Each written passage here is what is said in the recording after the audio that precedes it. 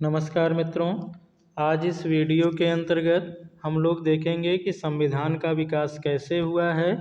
विश्व में संविधान का वास्तविक रूप से विकास करने वाले कारक कौन से रहे हैं। पहले तो हमें ये जानकारी होना चाहिए, जब भी शासन व्यवस्थाएं इस विश्व में प्रारंभ हुआ तो राजा होता था और राजा के आदेश ही संविधान या कानून के रूप में कार्य करते थे। तो किस देश की जनता के द्वारा ये संविधान नामक नया शब्द क्या हुआ, लाया गया और इसके आधार पर शासन करने की बातें की गई। आइए देखते हैं संविधान का वास्तव में विकास कैसे हुआ है। इसमें हम लोग देखेंगे संविधान के इतिहास के बारे में। तो एक व्यक्ति मिलते हैं, अरस्तु।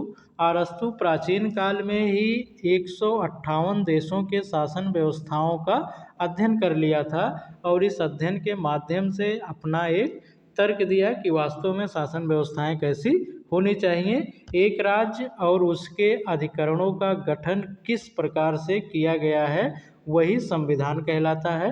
ठीक है, अरस्तु के कथन के अनुसार संविधान वो होगा कि वह राज्य और उस राज्य के अंतर्गत आने वाले जितने भी कानूनी प्रक्रिया होंगे उनका गठन किस प्रकार से किया गया है, तो अरस्तु के द्वारा वही संविधान है। ठीक है, आगे देखते हैं।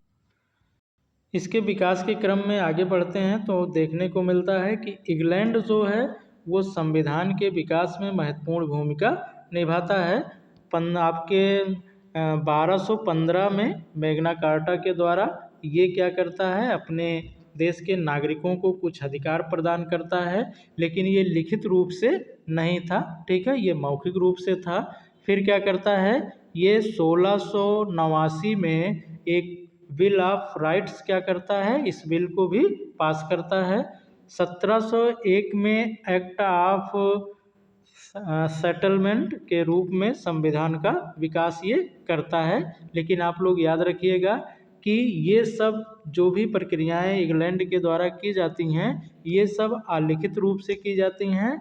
आज तक संविधान का जो आपका इंग्लैंड का संविधान है वो अलिखित रूप से ही चल रहा है, इसको भी याद रखिएगा।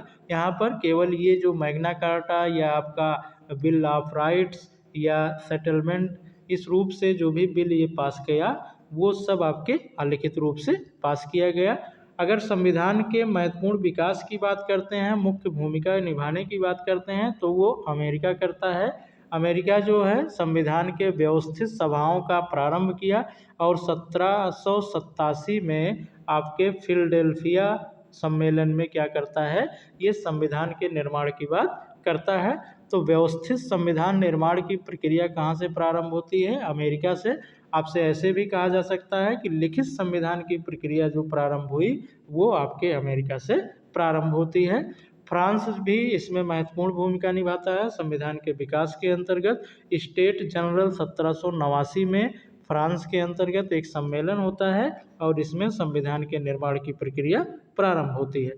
तो मेन रूप से आपके संविधान के प्रारंभ की बात अगर करेंगे तो अपने नागरिकों को जो भी अधिकार आज प्रदान करता है इंग्लैंड करता है।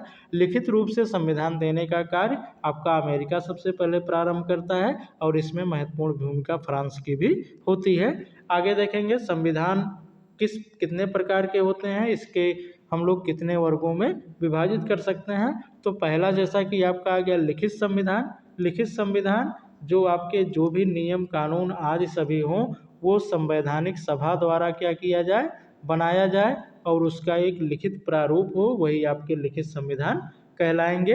तो भारत और आपके अमेरिका ये दोनों लिखित संविधान के अच्छे उदाहरण हमें मिल जाते हैं। इन दोनों देशों का जो संविधान है वो लिखित संविधान है। ठीक है, दूसरा देखेंगे अलिखित संविधान। अलिखित संविधान के अंतर्गत ऐसे देश जहाँ के संविधान आपके लिखित रूप से मौजूद नहीं हैं, यहाँ की रीति रिवाज या जो भी राजशाही तंत्र हैं उनके आदेश नियम आदि के अनुसार शासन व्यवस्थाएं चलती हैं, तो ऐसे देशों को अलिखित संविधान वाले देश की श्रेणी में रखा जाता है। इसका सबसे अच्छा उदाहरण आपका इंग्लैंड है, इसराइल है, न्यूजीलैंड है और आपके ये देश इसके अंतर्गत आते हैं। ऐसे देशों के संविधान को हम लोग कभी कभी विकसित संविधान भी कह देते हैं। तो इसको भी याद रखिएगा कि किस देश का संविधान विकसित संविधान है, तो वो इंग्लैंड, इजराइल, न्यूजीलैंड आदि के हैं। ठीक है। इनके अगर नियम कानून की बात करेंगे तो वर्तमान समय की स्थिति को देखते हुए न्यायालय आदि के कह सकते हैं कि जो भी डिसीजन आते हैं उन्हें देखते हुए ये संविधान का निर्माण या नियम कानून का निर्माण करते रहते हैं। ठीक है।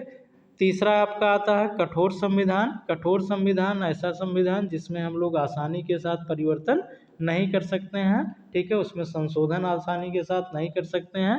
ऐसे संविधानों को कठोर संविधान की संज्ञा यहाँ पर दी गई है। तो कठोर संविधान की अगर बात करेंगे तो अमेरिका सबसे अच्छा उदाहरण इसे मिलता है। इसके अगर संविधान के अंतर्गत संविधान में कुछ संशोधन करना है तो इसमें आपके 2/3 बहुमत की आवश्यकता पड़ती है। ठीक है। और अगर राज्यों की बात करेंगे तो इसमें 3/4 आपके मत की आवश्यकता राज्यों की भी होनी चाहिए। तो ये एक कठिन कार्य हो जाता है। अगर अमेरिकी संविधान में संशोधन करना है तो वो बड़ा ही जटिल कार्य हो जाता है। ठीक है।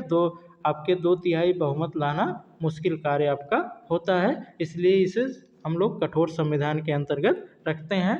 आपके नम्य या लचीला संविधान की बात करते हैं तो ये भारतीय संविधान इसमें सबसे अच्छा उदाहरण है। ठीक है।